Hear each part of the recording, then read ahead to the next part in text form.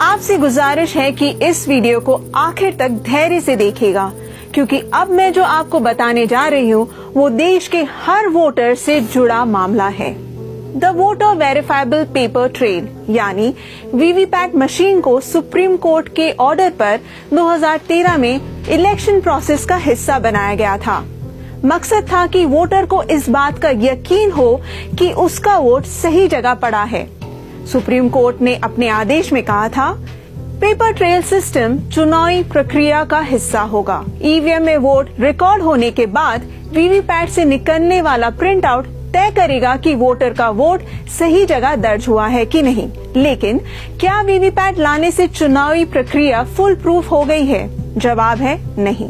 क्या EVM VVPAT की जोड़ी को मैनिपुलेट किया जा सकता है? दुर्भाग्य से इस सवाल का जवाब है हाँ। जब आपने 2019 लोकसभा चुनाव में वोट डाला था तो आपने पाया होगा कि वीवीपैट इस तरह का दिखता है। इसकी जगह उस बैलेट यूनिट के ठीक बगल में होती है जिसमें बटन दबाकर आप वोट डालते हैं। चुनाव आयोग ने सुप्रीम कोर्ट के आदेश का पालन किया और वीवीपैट मशीन को चुनावी प्रक्रिया का हिस्सा बनाया। लेकिन एक गंभीर तकनीकी खामी ने वीवीपैट को चुनावी प्रक्रिया में शामिल करने के मकसद पर पानी फेर दिया। सीधे शब्दों में कहा जाए तो मान लीजिए कि ईवीएम एक कंप्यूटर है। इसके बैलेट यूनिट कीबोर्ड की तरह काम करते हैं और इसका कंट्रोल यूनिट कंप्यूटर का हार्ड ड्राइव है। मान लीजिए कि वीवीपैट मशीन कंप्यूटर से लगा प्रिंटर है। जब भी बैलेट यूनिट में वोट दर्ज किया जाता है तो इसे ईवीएम के कंट्रोल यूनिट की मेमोरी में रिकॉर्ड हो जाना चाहिए। इसके बाद वीवीपैट मशीन से निकलने वाला प्रिंट आउट तय करता है कि वोटर ने ईवीएम में जिस बटन को दबाया वही वोट दर्ज हुआ है। ये इंफॉर्मेशन या वोट बैलेट यूनिट से कंट्रोल यूनिट में और फिर वीवीपैट मशीन में जानी चाहिए। लेकिन द क्विंट ने पाया है कि ईवीएम और वीवीपैट मशीन को जिस प्रकार से जोड़ा गया है उसमें ऐसा नहीं हो रहा। मौजूदा प्रोसेस में बैलेट यूनिट और कंट्रोल यूनिट के बीच में वीवीपैट मशीन है। ऐसे में बैलेट यूनिट सबसे पहले वोट को वीवीपैट मशीन में भेजता है, जहां से वोट का प्रिंट आउट निकलता है और फिर वोट इलेक्ट्रॉनिक तरीके से कंट्रोल यूनिट की मेमोरी में दर्ज होता है। आप पूछ सकते हैं कि इसमें गौर करने लायक क्या बात है। जब वीवीपैट मशीन को चुनावी प्रक्रिया में शामिल नहीं किया गया था तो ईवीएम सिर्फ बैलेट यूनिट का बटन दबाने से मिलने वाली इंफॉर्मेशन को दर्ज करता था। तब ईवीएम को मालूम नहीं होता था कि ये बटन किस पार्टी का है। लेकिन वीवीपैट आने के बाद ये मुमकिन हो गया है कि उसे बताना पड़ता है कि बैलेट यूनिट का हर बटन किस पार्टी और किस कैंडिडेट का है। वीवीपैट मशीनों में पार्टी का चुनाव चिन्ह और कैंडिडेट के नाम लैपटॉप से दर्ज किए जाते हैं। ये काम चुनाव की तारीख से 2 हफ्ते पहले बीईएल और ईसीआईएल जैसे ईवीएम बनाने वाली कंपनीज के इंजीनियर्स करते हैं। अब अगर कोई चुनाव के नतीजे को मैनिपुलेट करना चाहे तो वो बाहरी डिवाइस से मालवेयर डाल सकता है। इसका मतलब है कि लैपटॉप वीवीपैट मशीन में सेंसिटिव इंफॉर्मेशन डालते वक्त मालवेयर डाल सकता है। इस मामले में हमने पूर्व आईएएस अधिकारी कन्नन गोपीनाथन से बात की, जो 2019 लोकसभा चुनाव के दौरान एक चुनाव अधिकारी थे जिन्होंने इलेक्ट्रिकल इंजीनियरिंग में बीटेक किया है।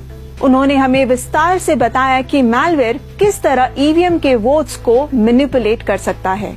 With the crucial position that the VVPAT is in, the VVPAT is connected for the symbol loading to an external device. Let's assume now a malware gets onto the VVPAT. Now, let's assume that malware does whatever you're pressing in the ballot unit, it prints the same thing in the VVPAT. So when the voter is clicking, he's satisfied and happy that, okay, I have pressed candidate 1 and the symbol and name of the candidate 1 only has been printed by the VVPAT. Okay, we don't know what is going from the VVPAT to the control unit. Let's assume the malware is capable to send something else to the control unit. Let's say the candidate 1 is pressed, the candidate 1's slip is printed, but the VVPAT sends the vote to the control unit to candidate 2. Okay. The thing here is that now the VVPAT already knows who is that candidate 2. So an intelligent manipulation is possible. At that point of time, voter has no way of knowing what has gone to the control unit. सीधे शब्दों में कहा जाए तो कन्नन गोपीनाथन के मुताबिक अगर VVPAT machine में कोई मैलवेयर है तो वीवीपैट ईवीएम की कंट्रोल यूनिट में वही सूचना भेजेगा जो उसे मैलवेयर बताएगा। इस सूचना का वोटर के बैलेट यूनिट में दबाए गए बटन से कोई लेना देना नहीं होगा। तो क्या ये डर सही है?